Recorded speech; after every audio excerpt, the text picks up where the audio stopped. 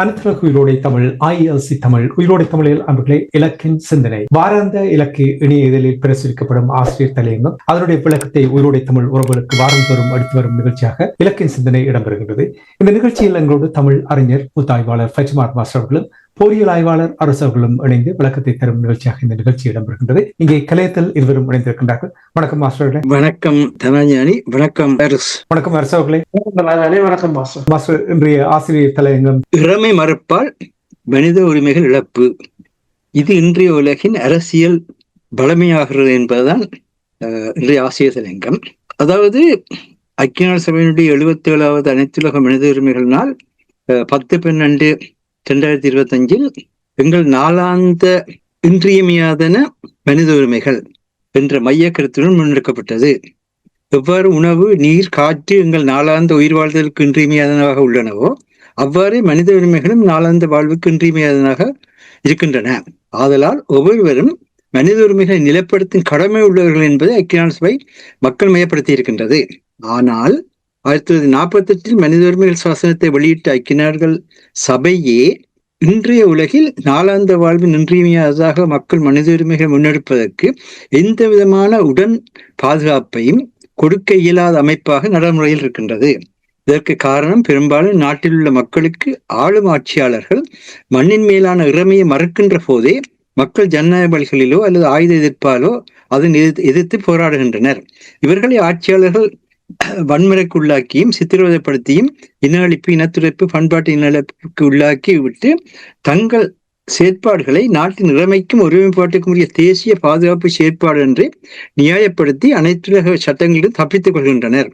ஈழத்தமிழர்களுடன் தொடங்கப்பட்ட இந்த இன அழிப்பை தேசிய பாதுகாப்பு நடவடிக்கை என்று கூறுகின்ற தன்மை உலகமெங்கும் புதிய அரசியல் முறைமை இன்று உலக முறைமையாகவே மாறியுள்ளதை அனைவரும் அறிவர். இந்நிலையில் எங்கள் நாளாந்த இன்றியமையாதன மனித உரிமைகள் என்பதை எப்படி ஒவ்வொருவரும் நடைமுறைப்படுத்துவது என்பது இன்றுள்ள கேள்வியாக இருக்கின்றது.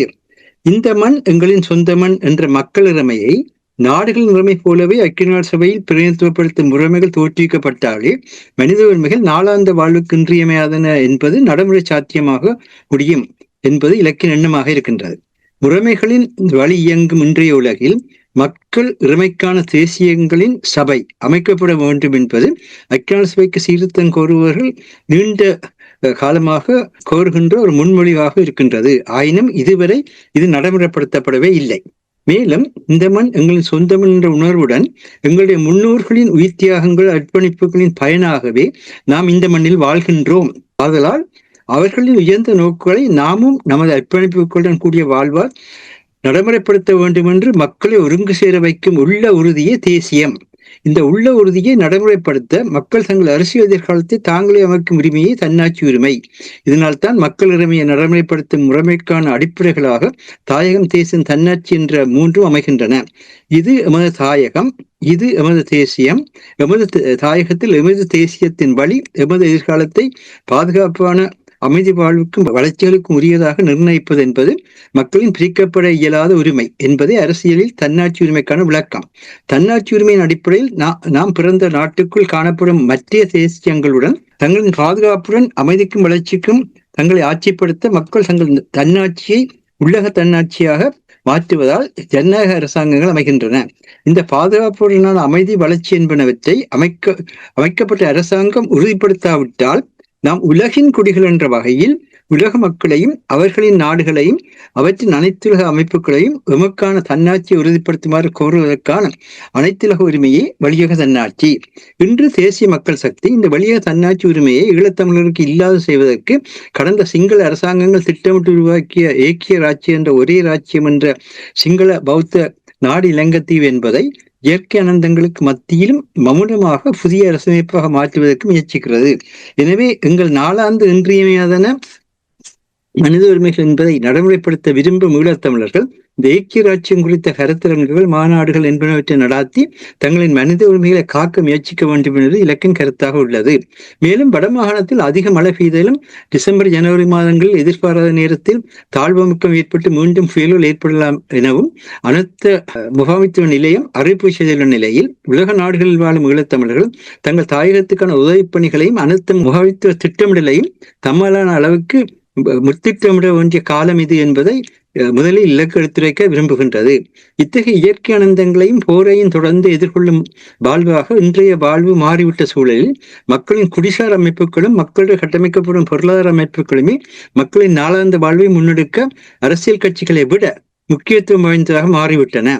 இப்படியான மக்கள் சார் குடிசார் அமைப்புகளின் ஒன்றியம், மக்களிடையில் உள்ள பொருளாதார கட்டமைப்புகளின் ஒன்றியம், இவை மூலமே பிரச்சனைகள் எதிர்கொள்ளப்பட்டாலே அறிவார்ந்த முறையில் பிரச்சனைகளை அணுக முடியும். அவ்வாறே ஐக்கிய நாடு சபைக்கோ நாடுகளுக்கோ ஒரே குரல் கோரிக்கைகளை முன்வைக்கவோ முடியும்.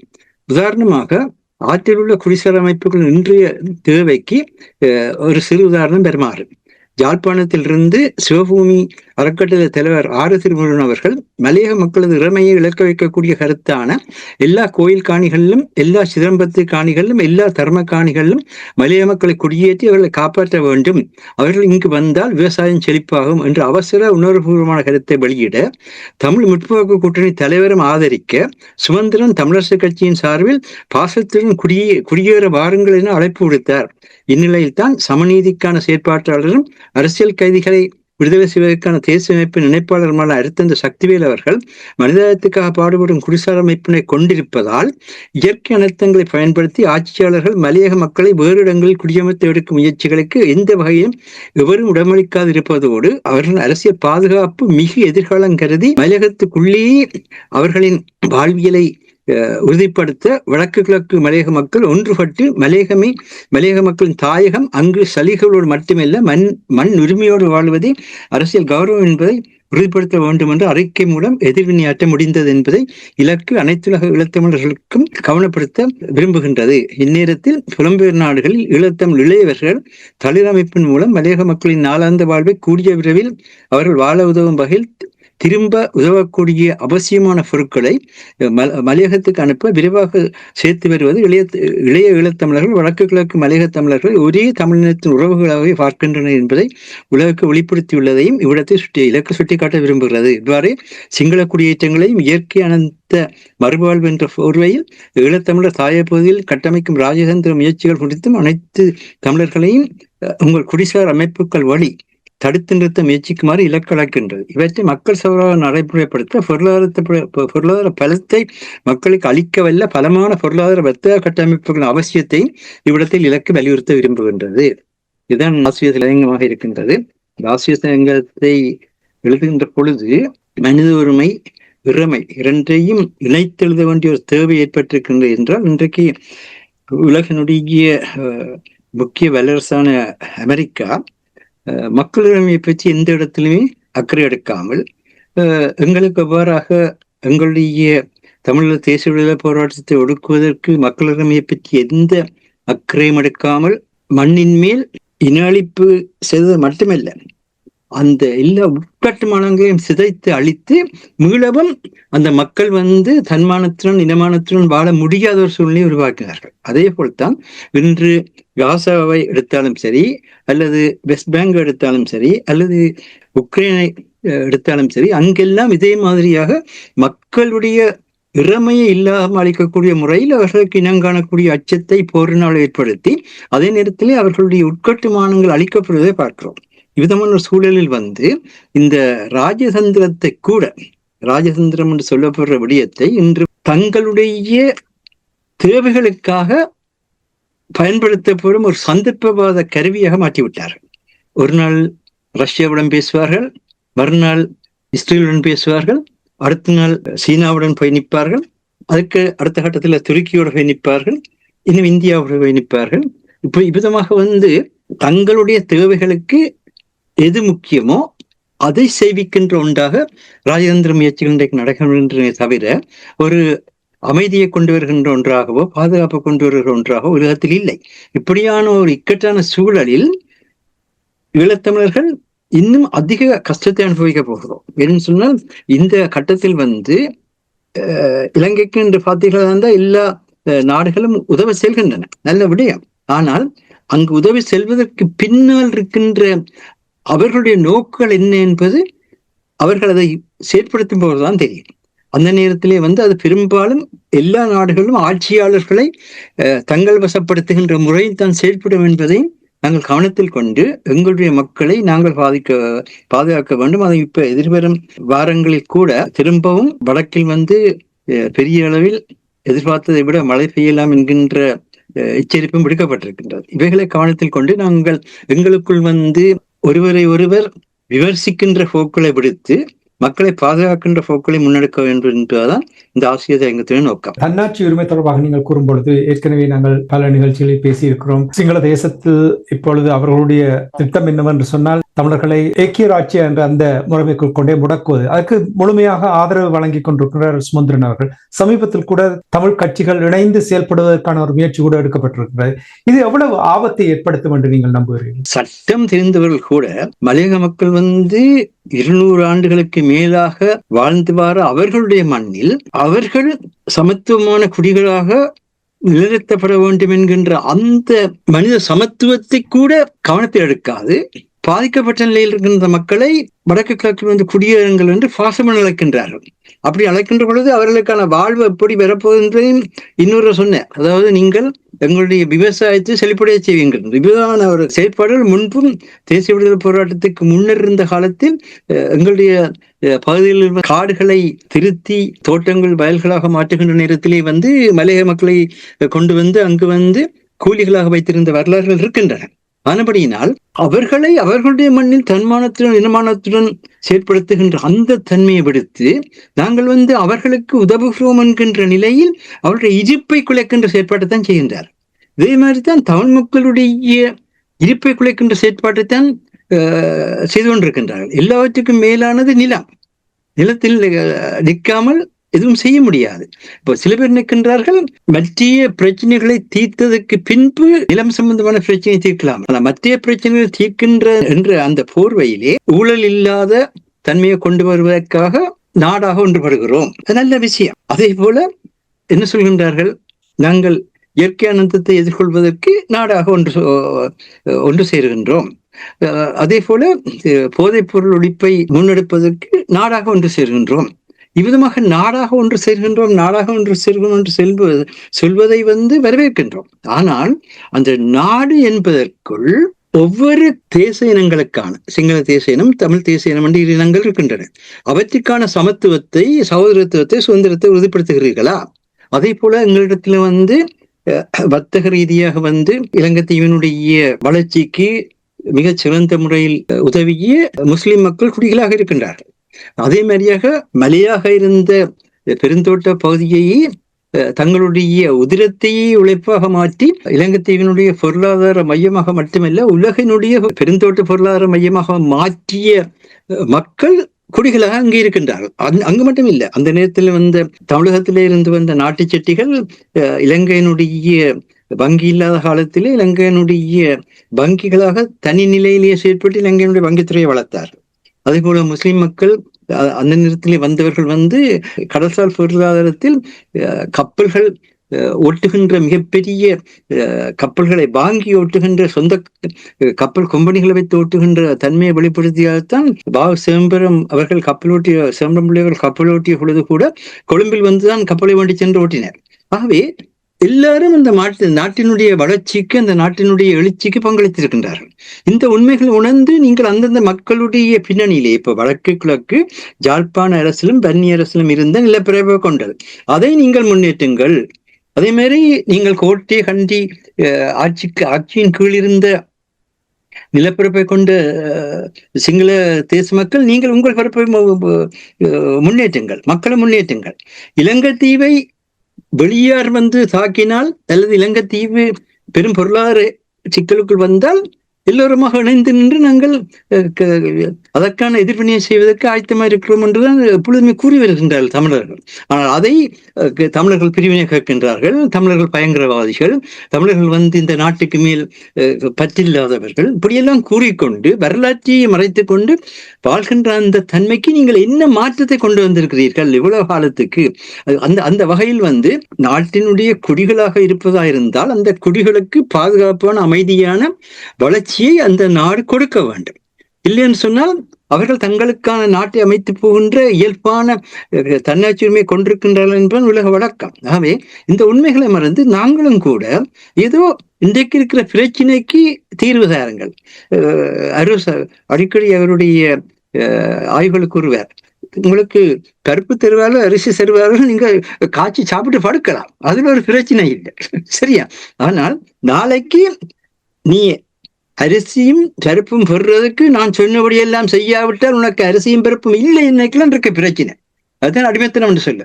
அல்லது உன்னுடைய நீயோ அல்லது உன்னுடைய சந்ததியோ உங்களுடைய திறமைகளை பயன்படுத்தி வாழ முடியாது, திறமைக்கான கூலியை பெற முடியாது, திறமைக்கான வேலையை பெற முடியாது இன்னைக்கெல்லாம் இருக்க பிரச்சனை. இந்த அபாயத்துக்காகத்தான் நாங்கள் சொல்கின்றோம், இது இந்த எதிர்கால தயவு செய்து குறுகிய காலத்தையும் எதிர்காலத்தையும் திட்டமிட்டு செய்யுங்கள்.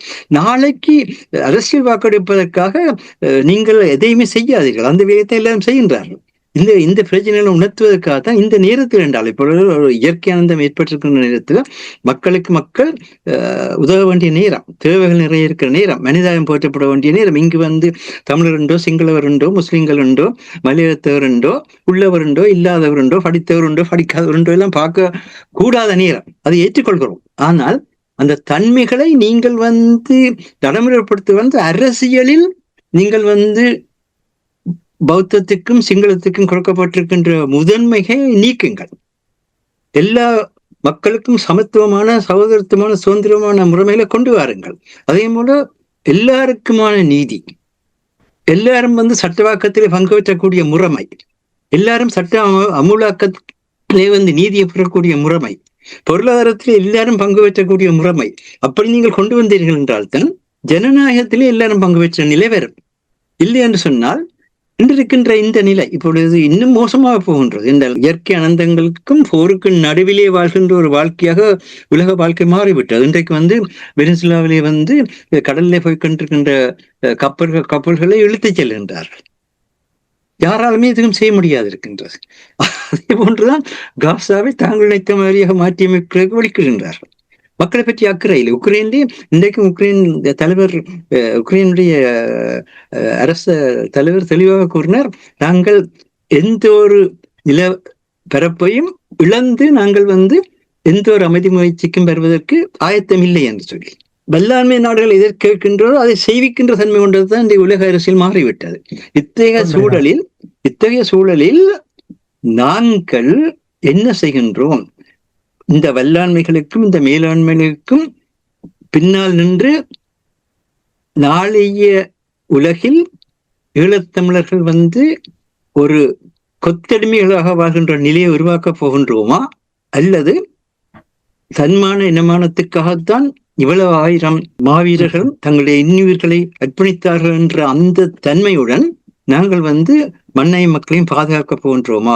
இதுதான் இருக்கின்ற கேள்வி. உண்மைதான் மாஸ்டர், நல்ல ஒரு கேள்வி. அந்த கேள்வியை எங்களுடைய மக்கள் மீண்டும் மீண்டும் தங்கள் கேட்க வேண்டும். கேட்டால்தான் அதற்கான ஒரு வழியை வகுப்பதற்கு, பாதையை அமைப்பதற்கு உதவி செய்யலாம் என்று கூறிக்கொண்டு நன்றி மாஸ்டர். அரசோகளே, மாஸ்டருடைய அந்த தலையங்கத்தில் ஆறு திருமுருகன் அவர்கள் மலைய மக்களுடைய இறமையை இழக்க வைக்காமல் பாதுகாக்க வேண்டும் என்ற விடயத்தை அவர் மாஸ்டர் கூறும் பொழுது ஈழத்தமிழர்களுடைய இறமை ஒரு கேள்விக்குறியாக இருக்கிறது. இதற்கு சுதந்திரன் அவர்கள் கூறுகிறார், மலைய மக்களுக்கு மாங்கோ வடக்கு கிழக்கு நீங்கள் வாழுங்கள் என்று சொல்லுகிறார்.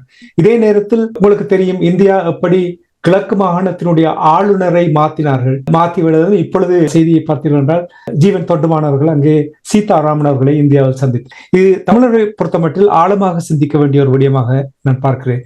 நீங்கள் இது வெறுமனவே இந்த அனர்த்தத்தின் காரணத்தினால் வடக்கு கிழக்கு போய் வாழுங்கள், அங்கே இருங்கள் என்று சொல்லி இவர்கள் கூறுகின்ற கதை, அது அனர்த்தம் மட்டும்தானா அல்லது இதை விட ஆழமாக ஒரு நோக்கத்தோடு, வேறு ஒரு நோக்கத்தோடு இது செயல்படுகின்ற என்று நீங்கள் நம்புகிறீர்களா? உண்மையில் இது ஒரு அனர்த்தம் என்று இல்லை. இப்ப அரசியல் மாஸ்டர் சொன்னது மாதிரி அரசியல் பின்புலத்துடன் தான் இடம்பெறுகிறது.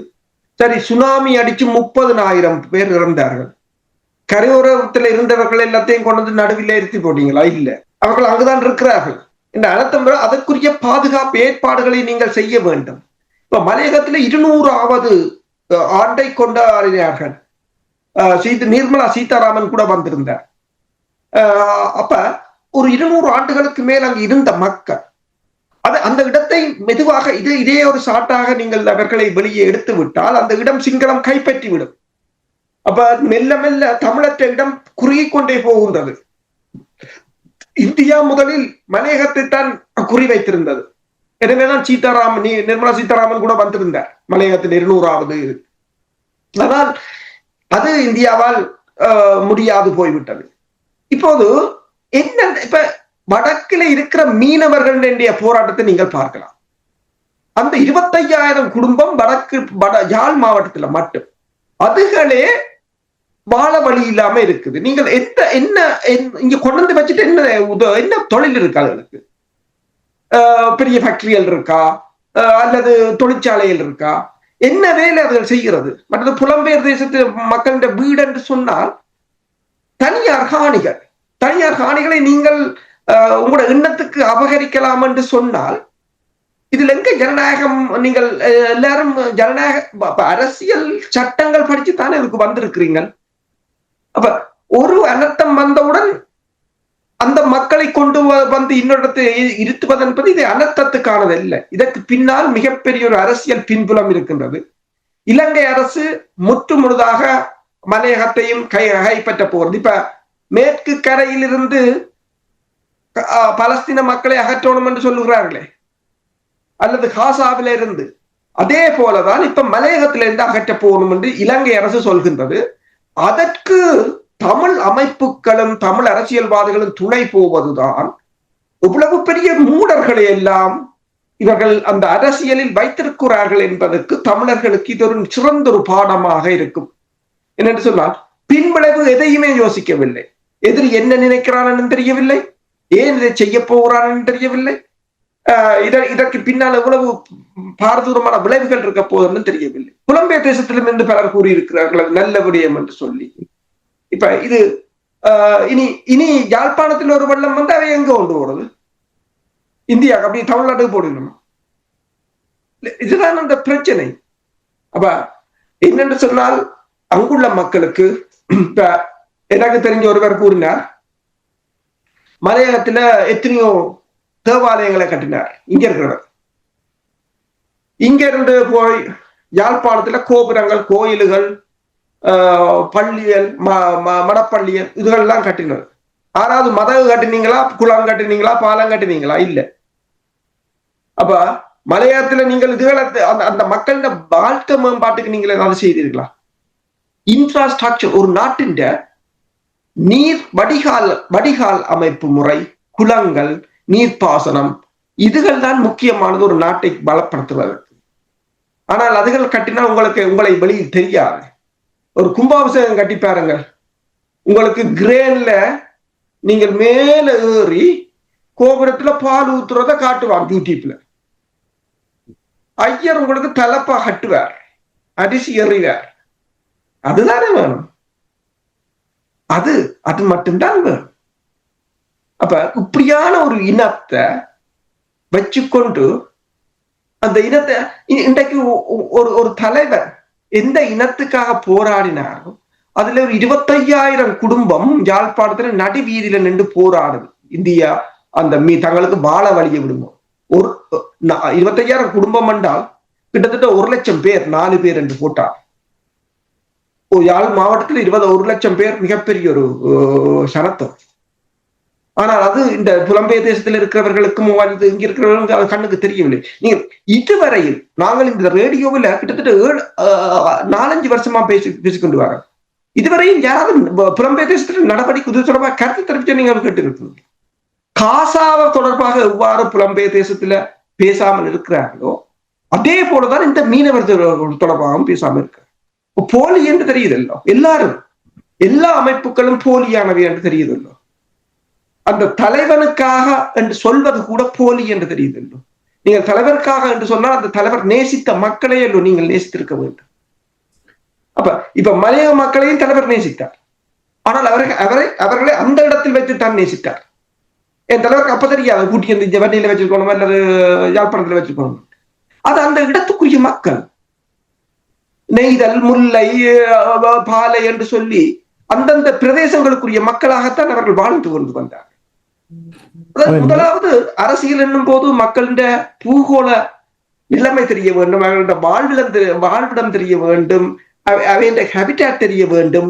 எதுவுமே இல்லாமல் பாக்கி வந்தபடி பேசுவது ஒரு அரசியலாக போய்விட்டது.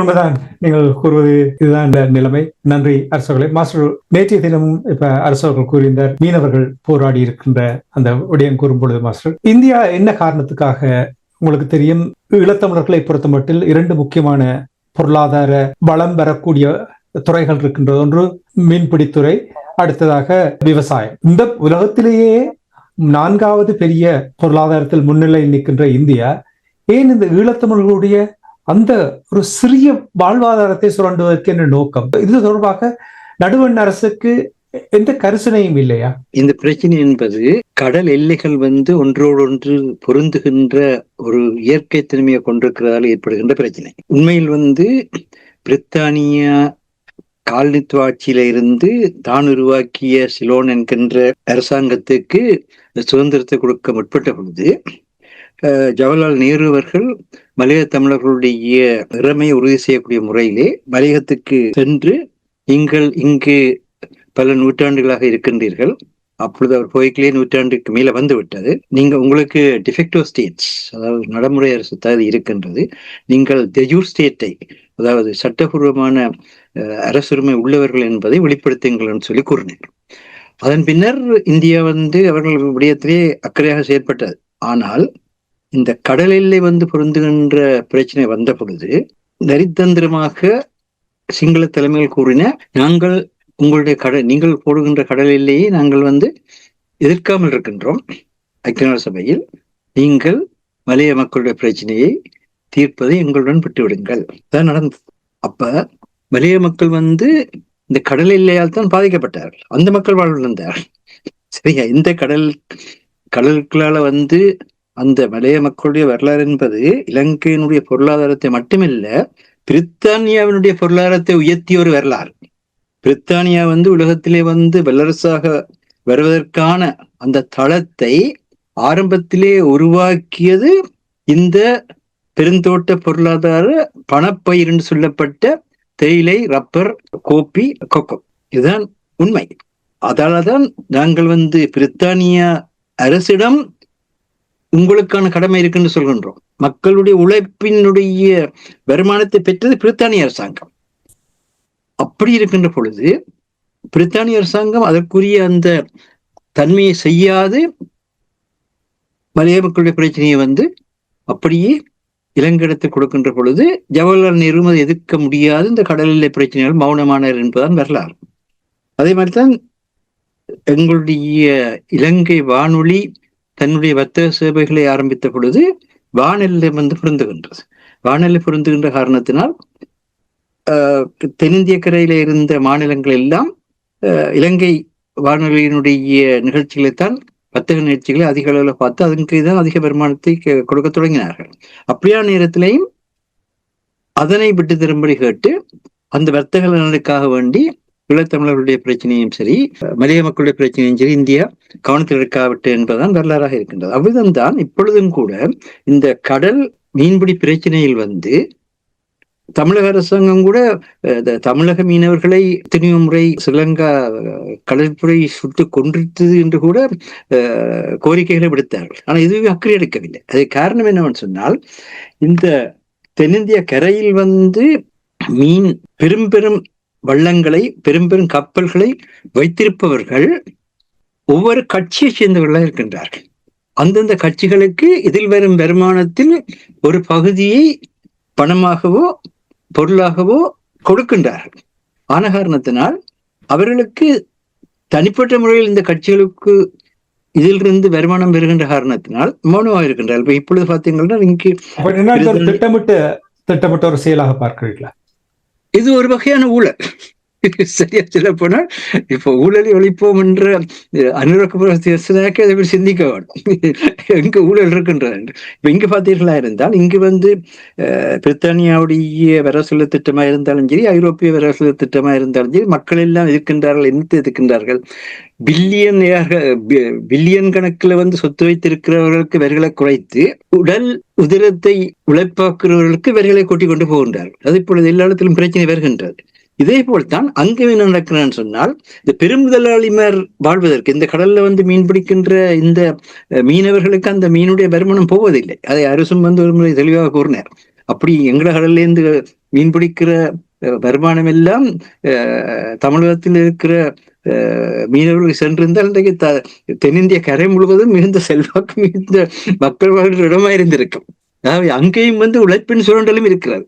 எங்களுக்கு உற்பத்தியின் சுரண்டல் நடத்தப்படுவது போல உழைப்பின் சுரண்டலும் இருக்கின்றது. அதாவது இந்த இடத்தில் உண்மையில் இந்த இடத்துல அக்கறை காட்ட வேண்டியது உலகத்திலே சுரண்டலற்ற சமுதாயத்தை உருவாக்க வேண்டும் என்ற கொள்கைகளை வைத்திருக்கிற நாடுகள் இதில் அக்கறை காட்ட வேண்டும். அப்படி அக்கறை காட்டினால்தான் எவ்விதமாக இன்றைக்கு மலையக தமிழருடைய இன்றைய வளர்ச்சி என்பது அவர்களே கூறிய விடயம். உலகத்திலே இருக்கின்ற தொழிற்சங்கங்களும் உலகத்திலே தொழிலாளர்கள் ஒடுக்கப்படக்கூடாது என்கின்ற தன்மையை கொண்டிருந்த அனைத்துலக செயற்பாட்டாளர்களும் தான் மலைய மக்களுடைய உரிமையை பாதுகாத்தார்கள். ஈழத்தமிழர்களும் பாதுகாக்கவில்லை, தமிழக தமிழர்களும் பாதுகாக்கவில்லை, இந்திய அரசாங்கமும் பாதுகாக்கவில்லை. இதுதான் நடைமுறை. ஆகவே இந்த பிரச்சனை உலக மட்டத்திலே பேசப்பட வேண்டிய பிரச்சனை. உலக மட்டத்திலே பேசப்பட்டு ஆனா எங்கட அரசியல்வாதிகளோ யாருமே இந்த விஷயத்துல எந்தவித அக்கறையும் இல்லாமல், அது மக்களுடைய பிரச்சனை தான், அது கடல்சார் பிரச்சனை தான். எங்க பொருள் சேர்ந்தால் அது முதலாளிகளுக்கு வளமாகிறது. ஆனால் அங்கு சேதம் ஏற்பட்டால் இரண்டு பக்கத்திலும் மீனவர்களுக்குத்தான் பாதிப்பு ஏற்படுகிறது. இங்கும் மீனவர்களுக்குத்தான், அங்கும் மீனவர்களுக்கு தான். அதனால இந்த இரு பக்கத்தை மீனவர்களை ஒன்றிணைத்து பேச விடுங்கள் என்று கேட்டால் யாருமே செய்கின்றார்கள் இல்லை. இந்த விடயத்திலே கத்தோலிக்க திருச்சபைக்கு கூட பிரச்சனை இருக்கின்றது. என்றால் இந்த மீன்பிடியில் ஈடுபட்டிருக்கிறவர்கள் குறிப்பிட்ட அளவு மக்கள் கிறிஸ்தவர்களாக இருக்கின்றார்கள். இருபக்கத்து கிறிஸ்தவ சபைகளும் இணைந்து இந்த மக்களிடத்தில் இருத்தி அவர்களுக்கான உண்மையான பிரச்சனைகளை விளக்கி ஒரு செயல் திட்டத்தை உருவாக்கி இந்த பிரச்சனையை முடிய கொண்டு வரலாம். ஆனால் யாருமே அக்கறையற்றவர்களா இருக்கிறதுனால அவர்கள் ஏழைகள் என்றபடியால அக்கறையற்றவர்களா இருக்கின்றார்கள். எப்படி செய்தாலும் கடைசியா சொல்ற மாதிரி போய் கூலிக்கு வேலை செய்வார்கள் என்ற அந்த தன்மை, இது ஒரு உலக பிரச்சனை, இது சாதாரண பிரச்சனை அல்ல. அது மட்டும் இல்ல, அந்த கடலில் சிங்கள அரசாங்கம் அந்த கடலிலிருந்து நிறைய வளத்தை பெறுகிறது. இந்திய அரசாங்கம் அந்த கடலில் நிறைய வளத்தை பெறுகின்றது. ஆனால் அந்த கடற்கரை ஒருத்து மக்களை சிங்கள அரசாங்கமும் பாதுகாத்தது கிடையாது, இந்திய அரசாங்கம் பாதுகாத்தது கிடையாது. இதுதான் சிக்கலான நிலை. விவிதமான நேரத்தில் தான் உலகத்தினுடைய தலையீடு தேவையா இருக்கு. ஆனா இதுகளெல்லாம் உலகத்துக்கு வராமல் இருக்கிற காரணம் குடிசார் அமைப்புகள் இல்லை. முந்தி என்றால் மீனவர்களுடைய சங்கங்கள் இருந்தது, மக்களுடைய சங்கங்கள் இருந்தது, சனசமூக நிலையங்கள் இருந்தது.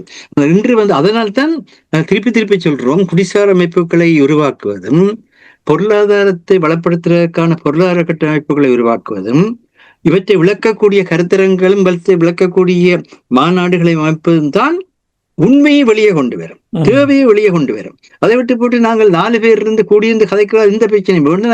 அது மட்டும் இல்ல, ஒவ்வொரு அரசியல்வாதிகளுக்கும் ஒவ்வொரு நாடு இருக்கிறது, ஒவ்வொரு அமைப்புகளுக்கும் ஒவ்வொரு நாடு இருக்கிறது.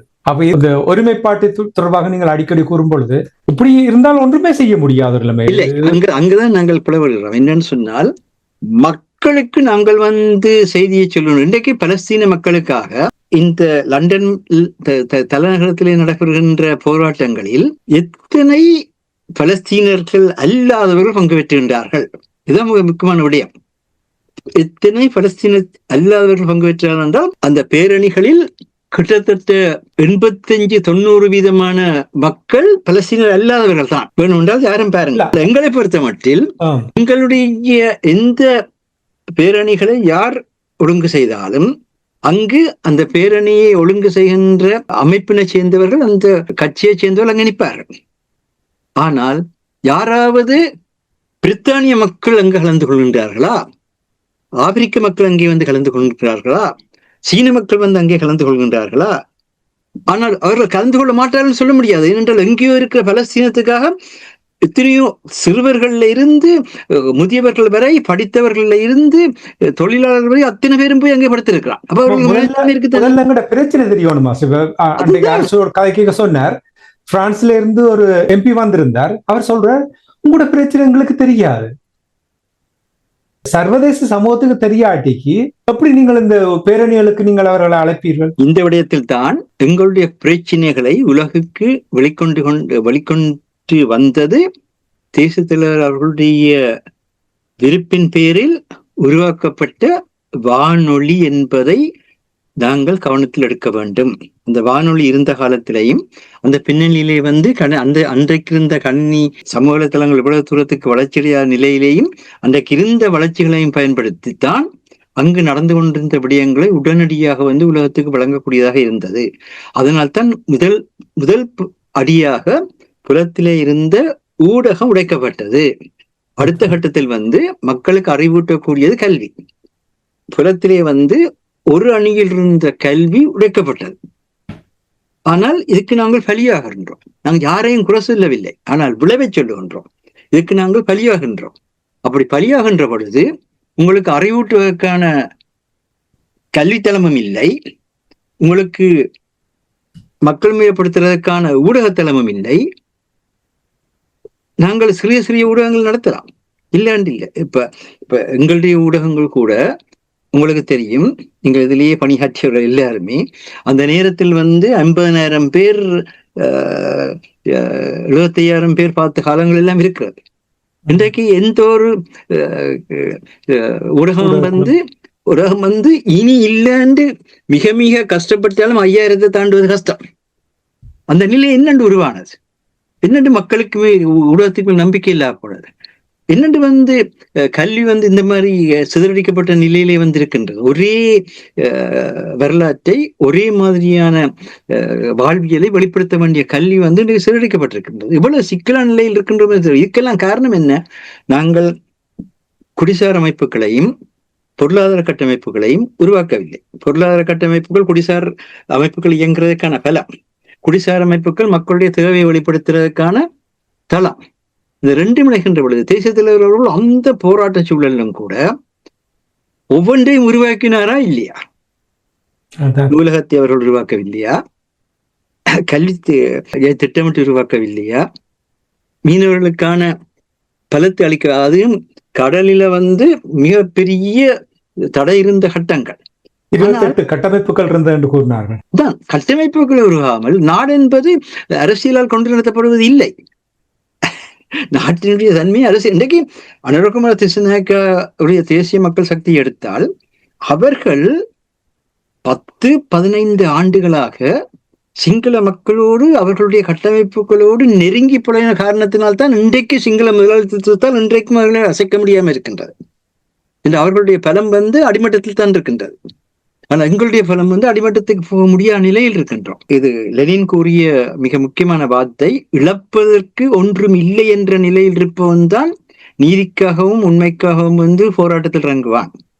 இழப்பதற்கு ஏதாவது ஒன்று இருக்குது என்பவன் அதை தக்க வைக்கிறதுக்கான முயற்சியில் தான் ஈடுபடுவானே தவிர நீதி உண்மை என்பது வராது. ஆனா அப்படி இருக்கிறவர்களும் அரசியல்வாதிகளிடம் பார்க்கக்கூடிய இருக்கின்றது, அமைப்புகளிடம் பார்க்கக்கூடிய அப்படி இருக்கிறவர்கள் ஒரு சிலர் உண்மையாகவே அந்த நிலையிலும் மக்களுக்காக தங்கள் இழக்கின்றவர்கள் இருக்கின்றார்கள். அடிப்படையில எந்த துறையிலும் இருக்கின்றார்கள். ஆனால் என்ன பிரச்சனைன்னு சொன்னால், நீங்கள் என்னத்தை பேசுகிறீர்கள், யாருக்கு பேசுகிறீர்கள், அதனுடைய விளைவு என்ன, அது எப்படி அனைத்துலகம் பார்க்கும் என்பதை யோசித்து செயற்படுங்கள். அதை விட்டு போட்டு இப்ப நாங்களும் இருந்து கொண்டு ஒரு வீரவசனம் பேசலாம், அவங்க அப்படி நடந்துட்டு இப்படி நடந்துட்டு அடியடா கொத்தலான்னு போட்டு போகலாம். நாங்க ஒண்ணு நடக்காது. அதான் பிரச்சனை. ஆகவே என்ன பிரச்சனைன்னு சொன்னால், நாங்கள் திருப்பி திருப்பி கதைக்கிறதுல பிரயோசனம் இல்லை. இனியாவது ஒரு விதி செய்வோம். அது மட்டும் இல்லை, இப்ப ஆட்கள் பேசுகின்ற பொழுது அவர்கள் சரியான முறையில் வார்த்தை பிரயோகங்களை பயன்படுத்த வர்ற தன்மை ஒருவருடைய உணர்ச்சி கூடாக ஏற்படும். உணர்ச்சி கொந்தளிக்கின்ற நேரத்தில் வார்த்தைகள் தடுமாறும், கருத்துகளும் கூட தடுமாறும். அப்படி வார்த்தைகள் கருத்துகள் தடுமாறுகின்ற பொழுது அதை தூக்கி வைத்துக் கொண்டு சண்டை பிடிக்கிற ஒரு இனமா இருக்கின்றோமே தவிர, நீ அப்படி சொல்லிட்ட, நீ அப்படி சொல்லிட்ட, நீ இப்படி சொல்லிட்டேன்னு சண்டை பிடிக்கிற இனமா இருக்கின்றோமே தவிர, அதை கூறியவர் எதற்காக கூறினார், அதில் உண்மை இருக்கிறதா, அதில் உண்மை இருக்கிறது என்றால் அதை ஏற்றினார். அது பொய்மை என்றால் அவரிடத்திலேயே அடிச்சு சொல்லு. எல்லாரிடத்திலும் உங்களிடத்துல தொலைபேசி இலக்கங்கள் இருக்கிறது, எல்லாரிடத்திலும் வழி இருக்கின்றது. நீங்கள் இப்படி சொன்னீர்கள், ஆனால் இது இல்லை, இந்த பாருங்கள் சான்றாதரத்தோடு கொண்டு வையுங்கள், வச்சுகள் என்றால் இணைந்து வாழலாம். அதை விட்டு போட்டு பேசுகின்ற பொழுது அதுவும் சிலது பேசினதை அப்படி கட் பண்ணி அதுல ஒரு துண்டத்தான் திருப்பி சமூக வலைத்தளங்களை போட்டு கொண்டிருப்பாரு. அப்படியானால் நாங்களே எங்களை மக்களை குழப்புகிறோமா, நாங்களே எங்களை மக்களை செயலிழக்க வைக்கின்றோமா, நாங்களே எங்களுக்குள் எதை செய்ய வேண்டும் என்ற எண்ணம் இல்லாமல் ஏதோ இதனால்தான் இன்றைக்கு புலத்தில் இருக்கின்ற எளிய சமுதாயம் வெளிநாட்டில் இருக்கின்றவர்களை தலையிட வேண்டாம் என்று சொல்ற அளவுக்கு மாறிக்கொண்டிருக்கிறது.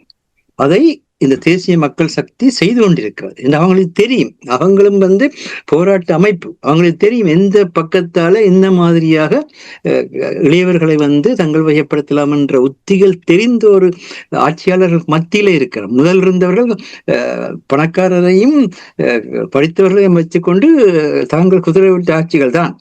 இவர்களுடன் கவனமாக இருக்க வேண்டிய நிலை இருக்கிறது. என்னன்னு சொன்னால், இவர்கள் எங்கு பலவீனம் இருக்கிறதோ அந்த பலவீனத்தை தங்களுடைய பலமாக அடிமட்டத்தில் மாற்றி விடுவார். அடிமட்டத்தில் மாற்றி விட்டால் நீங்கள் மேல்மட்டம் மேல்மட்டத்துல ஒரு சின்ன பிரச்சனை விட்டுட்ட முடியாது. அடிமட்டம் அசையாது. அடிமட்டத்தை அசைத்து விட்டால் நிரந்தர கொத்தடிமையாக சமுதாயம் மாறும். இதுதான் இருக்கின்ற சிக்கலான நிலை. நன்றி மாஸ்டர்.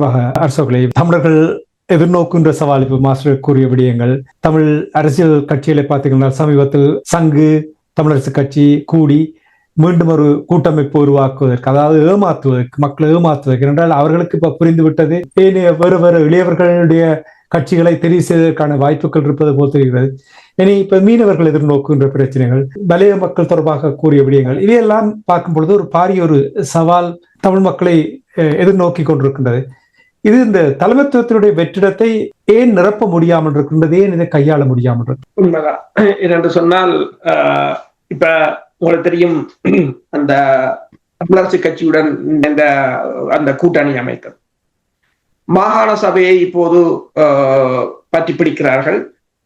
பிரச்சனை மாகாண சபை பிரச்சனை இல்லை, ஆனால் அதை கேட்கிறவர்கள் தான் மிகவும் ஒரு பிரச்சனையாக இருக்கின்றது.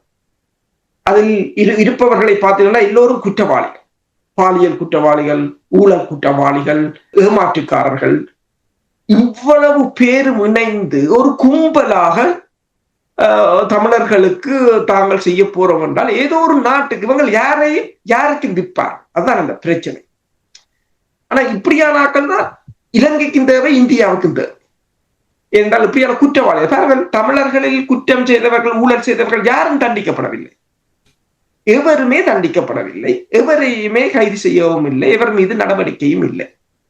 ஏன் இப்படியான ஆட்கள் இருந்தால்தான் ஒரு இனத்தை கருவறுக்க முடியும். என்றால் சிங்களவன் செய்தால் அது இன்டர்நேஷனல் பிரச்சனை ஆயிடும், இந்தியா செய்தாலும் அது இன்டர்நேஷனல் பிரச்சனை, சிங்களவன் செய்தால் இன பிரச்சனை, தமிழனை வச்சு தமிழனை செய்தால் அது உள்ளக பிரச்சனை. அப்ப இப்படியான கும்பல், இப்ப நீங்கள் சொன்ன மாதிரி இந்த கும்பல் திரும்பி சேர்ந்திருக்கேன் என்றால் இனி வேற யாரும் அடுத்த சந்ததி, அடுத்த தலைமுறை விடக் கூடாது என்றது. இதை எப்படி அகற்றுறது? தடக்கல் இப்ப நாடாளுமன்ற தேர்தலில் கொஞ்சம் அகற்றினது, மிச்சம் கொஞ்சம் அரும்பற்ற தப்பினதுகள் இன்னும் ஒரு 5 வருஷத்துக்கு இந்த நாட்டையும் இந்த மக்களையும் சீரழிக்க போகும். எவ்வளவு சிக்கல் என்று இப்ப நீங்க சமீபத்தில் மனித உரிமைகள் நாளின் பொழுது நீங்கள் கடந்த நிகழ்ச்சி கூட நீங்கள் ரேணுகா தொடர்பாக கூறும் பொழுது, அன்று நான் அவரோடு பேசும்பொழுது அவர் கூறுகின்றார், நம்முடைய இனம் தெரிந்து கொண்டே அந்த ஜெனசாய்டு என்ற அந்த சொற்பதத்தை பயன்படுத்தாமல் இருக்கின்றது. ஏனென்றால் அவர்களுடைய தேவைகள் கருதி என்று அதை நிரூபிக்க வேண்டுமாக இருந்தால் எத்தனையோ ஆதாரங்கள் இருக்கின்றன என்று அவர் கூறுகிறார், ஒரு எளியவர் கூறுகிறார். அப்ப நான் கேட்டேன், உங்களுடைய காலத்தில் இதற்கான நீதி கிடைக்குமான்ற, தன்னுடைய காலத்தில் கிடைக்காது என்று சொல்வார். பாருங்கள், அந்த இள வயதிலே இவ்வளவு துடிப்போடு அதை எப்படி கொண்டு நடத்த வேண்டும் என்று மன சுத்தியோடு இதய சுத்தியோடு செயல்படும் பொழுது இவ்வளவு காலமாக இருக்கின்றவர்கள், ஏமாற்றிக் கொண்டிருப்பவர்களை எப்படி மக்கள் வைத்திருக்க முடியும்? எப்படி இவர்களை அகற்றுவது? உண்மைதான். அதனால தான் இப்ப மாஸ்டர் சொன்னது மாதிரி அங்கேயும் கூட இப்ப NPP-க்கு மக்கள் விரும்பி வாக்களிக்கவில்லை, மக்களிடம் வேற தெரிவில்லை. அப்ப மக்களுக்கு நம்பிக்கை ஊட்டவர்களை உருவாக்குவதிலும் தவறிவிட்டார். இதை கொண்டு நடத்திய சிவில் அமைப்புகளாக இருக்கலாம், கட்சிகளாக இருக்கலாம், தவறிவிட்டோம். புலம்பெயர் தேசத்து மக்கள் தாயகத்தில் வரக்கூடாது என்று சொல்ற அளவுக்கு என்று சொன்னால் புலம்பெயர் தேசத்துக்கும் தாயகத்துக்கும் எவ்வளவு டிஃபரன்ட் வந்திருக்குன்னு பார்க்கலாம். அது உண்மையும் கூட. ஏன்னா தாயக மக்கள் சொல்றதுல 100% உண்மை இருக்கு. தாயக மக்களின் எந்த பிரச்சனையில இவங்க ஈடுபட்டு அதை தீர்த்து வச்சார்கள், எந்த பிரச்சனைக்காண்டு இங்க ஐக்கிய நாடுகள் சபை இங்கே இருக்கிற தூதரங்களுக்கு போனார்கள், எந்த பிரச்சனைக்கு இவர்கள் இங்கே போனார்கள்? பௌத்த துறவிகள் மீது வழக்கு போட்டார்களா? தொல்லியல் திணைக்களம் மீது வழக்கு போட்டார்களா? தொல்லியல் திணைக்கம் பிரச்சனையை ஐநாவுக்குள்ள கொண்டு போய் சொன்னார்களா? நில அபகரிப்பை பற்றி ஐநாவில் எதுவும் வழக்கு போட்டார்களா? இந்த மீனவர் இங்க இருக்கிற இந்திய தூதரங்கள்ல போய் கதைச்சாங்களா? இங்கு வருகின்ற இந்திய பிரதிநிதிகளிடம் இதை பற்றி எடுத்து சொன்னார்களா? இங்கு இந்தியர்களை கூட்டியந்து நீங்கள் விருந்து வைக்கும் போது முன்னுக்கு ஒரு 10 பேராவது ஒரு பிரிஸ்டல் போட்டில் நீங்கள் எழுதி வச்சு கொண்டு நின்று உங்களை எதிர்ப்பை காட்டினீங்களா? அந்த மக்களுக்காக எதுவுமே செய்யாத நீங்கள் என்னட்டு நீங்கள், அதாவது இந்த பைத்தியங்கள் என்று சொல்றது தங்களுக்கு தாங்களே பட்டம் வச்சு கொண்டு அதே ஒரு நிலையாகத்தான் இருக்கு. உங்களை யாரும் ஏற்றுக்கொள்ளவில்லை என்பது தெளிவாக தெரிகிறது. நீங்களே உங்களுக்கு கற்பனை செய்து கொண்டு நாங்களே தலைவர்கள், நாங்களே ராஜாக்கள் என்று எடுப்பது ஒரு மனநோய் பிடித்ததாகத்தான் பார்க்கலாமே தவிர இதிலிருந்து வெளியில் வர வேண்டும். இல்லை என்றால் கலைத்து விட்டு செல்லுங்கள். இல்லை என்றால் நான் திரும்பவும் கூறுகிறேன், இந்த அமைப்புகளை ஆதரிப்பவர்கள் அந்த மக்கள் என்று தெருவில் நிற்கிறார்கள். விவசாயம் முற்றாக அழிஞ்சு விட்டது, மீன்பிடித்துறை ஒன்றுதான் இருக்கின்றது, அதையும் அள்ளி கொண்டு போய் விலையெல்லாம் நாசமடும். அதுக்குத்தான் அதன் கேட்குது, இந்திய தூதரகத்தை அகற்றணும் என்று நிற்கிறாங்க. அமெரிக்க தூதரகத்தையும் சீனாண்ட தூதரகத்தையும் யாழ்ப்பாணத்தில் கொண்டு வரணும் என்று அங்கிருந்து தான் குரல் ஒலிக்குது, இங்கிருந்து ஒலிக்கவில்லை. அவ்வளவுத்துக்கு அவர்கள் மனம் உழைஞ்சிருக்கிறார் என்றால் அதனுடைய வாழ்வாதாரம். இப்ப எங்களுக்கு எங்களோட குழந்தைகளுக்கு ஒரு சாப்பாடு, இந்த நத்தார் தினத்துக்கு கூட கிறிஸ்துமஸுக்கு கூட ஒரு நல்ல சாப்பாடு வாங்க கூட காசு இல்லை, கடன் கட்டையிலாவது என்ன செய்யறது? அப்ப நீங்கள் என்ன செய்கிறீங்க? இங்க இருந்து அதுக்குரிய எத்தனை ராஜதந்திரிகளை போய் நீங்க சந்திச்சீங்க? இதுல எத்தனை பேரோட கதைச்சீங்க? எத்தனை இடத்தை வழக்கு போட்டீங்க? கொண்டு வாங்க பாப்போம். இல்ல, அமெரிக்கா கொண்டு வர தீர்மானத்தை தாங்கள் என்று சொல்றது, ஆரோ பெற பிள்ளைக்கு தாங்கள் இனிஷியல் வைக்கிறோம். இதெல்லாம் ஒரு இனத்தின் கேவலமான பக்கத்தில் நீங்கள் காட்டிக் கொண்டிருக்கிறீர்கள். இப்ப மாஸ்டர் சொன்ன மாதிரி உங்களோட ஏதாவது ஒரு கூட்டத்திலே ஏதாவது ஒரு நாட்டுக்காரன் வந்திருக்கிறானா? இல்ல, உங்களோட அமைப்பிலேயே 10 பேர் தான் போயிடும், இல்ல 20 பேர் தான். ஏன் யோசிச்சு பார்த்தீங்களா? ஏன் என்று சிந்திச்சு பார்த்தீங்களா? நாங்கள் இன்னும் எங்களோட பிரச்சனையில வெளியில கொண்டு போகல.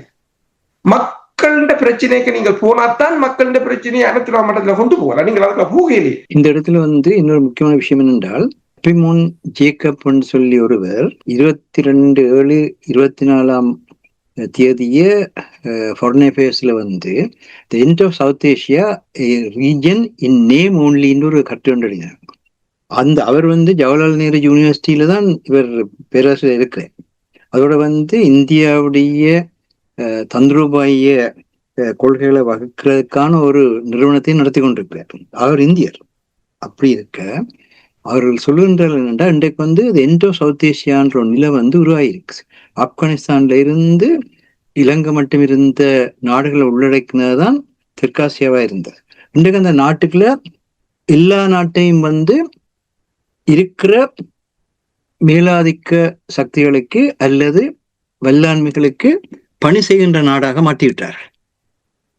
அப்படியான இக்கட்டான நிலை அங்க இருக்கிறது. அந்த நிலையில இந்தியா அதை உணருது. இந்தியாவுக்கு தெரியும் அந்த பிரச்சனை என்றால் இந்தியாவுக்குரிய தன்மையோடு செயற்படும், அமெரிக்காவுக்குரிய தன்மையோடு செயற்படும், சீனாக்குரிய தன்மையோடு செயற்படும். அவர்களை நாங்கள் அவர்களுக்கு நாங்கள் பலமுறை சொல்லி இருக்கிறார்கள். அவர்களுக்குன்னு சொல்லி மிகப்பெரிய புலனாய்வுத்துறை இருக்குது, அவர்களுக்குன்னு சொல்லி மிகப்பெரிய பலத்துறை இருக்குது. நாங்கள் அவர்களை பாதுகாக்க வேண்டிய அவசியம் இல்லை. நாங்கள் என்ன செய்யணும் என்றால், இந்தியாவா இருந்தாலும் சரி, சீனாவா இருந்தாலும் சரி, பிரித்தானியாவா இருந்தாலும் சரி, நீங்கள் எங்களுடைய மனித உரிமையை எந்த அளவுக்கு நீங்கள் மதிக்கிறீர்கள், உங்களுடைய செயல்பாடுகளால் எந்த அளவுக்கு எங்களுடைய மனித உரிமை இழக்கப்படுகிறது என்பதை நாங்கள் வெளிப்படுத்துகிற பொழுதுதான், எங்களுடைய பொருளாதார உரிமை எந்த அளவுக்கு பாதிக்கப்படுகின்றதை வெளிப்படுத்துகின்ற பொழுதுதான் உலக அளவில் அந்த கருத்து வேற. ஆனால் இப்ப நீங்க சொன்ன மாதிரி இதுகள் நாங்கள் தனியே இருந்து பேசியும் பிரயோசனம் இல்லை. ஒன்று என்னன்னு சொன்னா, அந்த துறைசார் நிபுணர்களுடைய கட்டமைப்பு தேவை. அந்த துறைசார் நிபுணர்களுடைய கட்டமைப்பு கூட பேசப்படுகின்ற பொழுதுதான் உலகம் கேட்கும். துறைசார் நிபுணர்களுடைய கட்டமைப்பு இல்லாமல் இன்றைக்கு கூட நீங்க பாத்தீங்கன்னா, இன்றைக்கு உக்ரைன் ஒரு தெளிவாக சொன்னார்கள், நாங்கள் எந்த காரணம் கொண்டும் இந்த எல்லைகளை கொடுத்து இந்த அடுத்ததையும் கேட்டுக்கொள்ளுங்க, அதாவது பொருளாதார மையங்கள் என்ற பேர்லாம் அந்த எல்லையில கொடுத்து பொருளாதார மையத்துல உக்ரைனும் ரஷ்யாவும் ஒன்றாணிக்கலாம்னு சொல்லுகிறார். உதவி அடுத்து அங்கேயே நடக்குது. மாங்குளத்துல ஒரு பொருளாதார மையம் வரப்போகுது, காங்கிரஸ்ல ஒரு பொருளாதார மையம் வரப்போகுது, அங்கால அங்க திருவண்ணாமலையில ஒரு பொருளாதார மையத்தை கொண்டு போயினா, அதை விட இப்படியெல்லாம் ஒவ்வொரு வண்ண வண்ண பேர்களோட மக்களுடைய உழைப்பையும் மண்ணையும் சுரண்டுறதுக்கான கட்டமைப்புகள் வேறு. அந்த கட்டமைப்புல உலகம் முழுக்க ஈர்க்க போகுது. அதனால இயல்பு. அதனால இது நாடுகள் தங்கள் நிலத்தை போனது. நாடுகளை குறை செய்து அவன் துரோகம் செய்யிட்டான், அந்த நாடு கைவிட்டுட்டு, இந்த நாடு எங்களை ஏமாத்திட்டு, இப்படித்தான் சிங்களவர்களுக்கும் சொல்றோம். சிங்களவர்களுக்கு நாங்கள் சந்தர்ப்பத்தை கொடுக்கின்ற பொழுது அவர்களை பயன்படுத்துகிறார்கள். ஆனால் அவர்கள் என்ன செய்கின்றார்கள் என்றால், இன அழிப்பையும் பண்பாட்டின் அழிப்பையும் இனத்துழைப்பையும் மையமாக வைத்துக் கொண்டு செயற்படுகிறார்கள். மெதுவா அந்த இது இனம் என்ற தன்மையில் இப்ப எங்களுடைய இறமை என்பது 1972ஆம் ஆண்டுல பறிக்கப்பட்டுச்சு. சரியா? அதே நேரத்தில் எங்களுடைய ஜன ரீதியான எதிர்ப்பு என்றாலும் சரி, அல்லது ஆயுத எதிர்ப்பு என்றாலும் சரி, 2009ஆம் ஆண்டோட பறிக்கப்பட்டது. மக்களுடைய உரிமைகள் பறிக்கப்பட்டன. இப்ப என்ன நடக்குது? அடுத்த கட்டத்துல இங்க அதுக்கு மஹிந்த ராஜபக்ச சொன்னார், இங்க ஒரு இனப்பிரச்சனை ஒன்று இல்லைன்னு சொல்லி. கோத்தபாய ராஜபக்ச நேரடியாக மோடிக்கே சொன்னார், நாங்கள் எந்த ஒரு அதிகார பயிர்வையும் செய்ய தேவையில்லை, இங்க அதிகார பயிர்வு செய்வதற்கான ஒன்றுமே இல்லைன்ட்டு. ஒரே அதிகாரம், ஒரே நாடு. அந்த ஒரே நாடு ஒரே அதிகாரம் என்றால் இப்ப படிப்படியா முன்னேறி கொண்டிருக்கு. இதுக்கு இந்த இயற்கை இனத்தமும் மறைமுகமா துணை செய்து விடுமாண்ட பயன்தான் இருக்கு. இந்த 1958ஆம் ஆண்டு ஏற்பட்ட வெள்ளப்பெருக்கு அடுத்துத்தான் சிக்கல்கள் தொடங்கி 57 நினைக்கிறேன். நான் இப்ப அந்த ஆட்டை மறந்துட்டு, அந்த 57 88 அப்ப நாங்க சரியான சின்ன பிள்ளையா இருந்த காலம். அந்த நேரத்தில் ஏற்பட்ட வெள்ளப்பெருக்கை அடுத்துத்தான் அந்த பின்னணியில தான் கணக்கு பிரச்சனைகள் நடந்தது. எப்பயும் ஒரு இயற்கை இனத்தம் விரைக்கல மக்களுடைய கவனம் திசை திரும்பிங்க, தங்களுடைய வாழ்வை கட்டமைக்கிற பிரச்சனைகளை போயிடும். அப்படியான நேரத்துல மக்களை இலகுவாக மக்களை மேலாதிக்கம் செய்யறது இலகு. அந்த நிலைதான் இப்ப ஓடிக்கொண்டிருக்கிறது. அதே நேரத்துல இன்னொரு விடயம் என்னவென்றால், நாங்கள் எல்லா மக்களுடனும் சமத்துவத்திலும் சகோதரத்திலும் சுதந்திரனும் வாழ விரும்புகிற மட்டுமில்லை, அவர்களையும் சமத்துவத்திலும் சுதந்திரத்திலும் சமாதானத்திலும் வாழ வைக்கிறதுக்கு முயற்சித்திருக்கிறான். தேசிய விடுதலை போராட்டத்திலும் கூட அது கடைப்பிடிக்கப்பட்டது. எந்த ஒரு இடத்திலும் எந்த ஒரு இனத்துக்கும் எதிராக செயற்படவில்லை.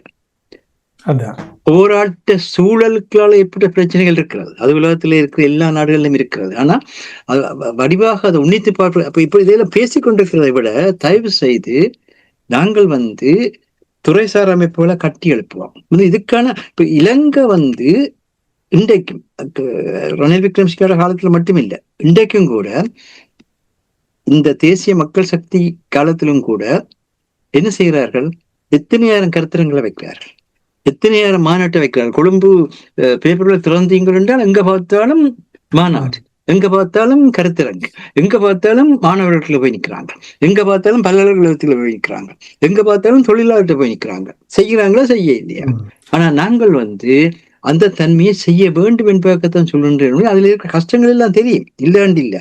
ஆனா இதுக்கு பொது இடத்துல கூடி கலந்து ஆலோசிங்க. ஒருத்தர் தயவு செய்து சொல்கிற விடயத்தில உண்மை இருந்தால் அதை ஏற்று திருந்தி நடவார்கள். உண்மையில எத்தனையோ விஷயங்கள்ல நான் என்ன அவருடைய ஆதரவாளர் என்று கூட பல குறிப்பிடுகின்றால், என்றாலும் கூட நான் சொல்கின்றேன், கஜேந்திரகுமார் பொன்னம்பலம் பல விஷயங்கள்ல மாற்றங்களை ஏற்படுத்தினர் என்றது உண்மை, ஏற்படுத்தி கொண்டு வார. ஆனா அவர் முழு அளவில் மாற்றங்களை ஏற்படுத்த அவர் நிறைய தடைகள் இருக்கிறது, அது வேறு விடயம்.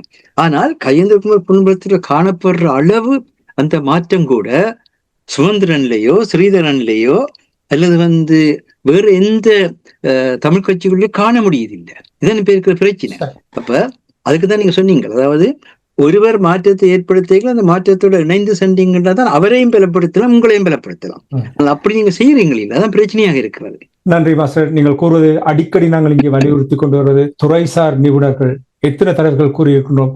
பாருங்கள், காணொலிகளை பார்த்தீர்கள் என்றால் துறைசார் நிபுணர்கள் கொண்டு வருவார்கள். ஏனென்றால் அந்த துறைகளில் அவர்கள் நிபுணத்துவம் பெற்றவர்கள். அப்படியான ஒரு கட்டமைப்பை உருவாக்கும் பொழுது, ஒரு வடிவை உருவாக்கும் பொழுதுதான் சர்வதேசத்திடம் செல்வதற்கும் சர்வதேச மக்களிடம் செல்வதற்கு இலகுவாக அது வழிவகுக்கும். இதை புரிந்து இப்ப பாருங்கள், அமைப்பில் இருப்பவர்கள் யாராவது துறைசார் நிபுணர்கள் இருக்கிறார்களா? நாடாளுமன்ற உறுப்பினர்கள் யாராவது துறைசார் நிபுணர்கள் இருக்கிறார்கள்? நீங்கள் அடிக்கடி கூறுவது இந்த குடிசார் அமைப்புகளிடம் ஒரு சரியாக உருவாக்கப்படவில்லை. இதை உருவாக்கினார்கள் என்றால் அந்த மாற்றத்தை ஏற்படுத்தலாம் என்று கூறிக்கொண்டு இன்றைய இலக்கின் சிந்தனை நிகழ்ச்சியை தொடர்ந்து கொண்டு வந்து மீண்டும் அடுத்த வாரம் இணைந்து கொள்வோம். இன்றைய நிகழ்ச்சியில் பங்கெடுத்த தமிழறிஞர் மூத்தாய்வாளர் ஃபட்டிமார் மாஸ்டர் அவர்களுக்கும் போரியல் ஆய்வாளர் அரசு அவர்களுக்கும் நன்றி கூறி தனாஞானி இந்த நிகழ்ச்சியை கொண்டு வருகின்றேன். நன்றி வணக்கம் மாஸ்டர் அவர்களே. நன்றி வணக்கம் அரசு அவர்களே. நன்றி வணக்கம்.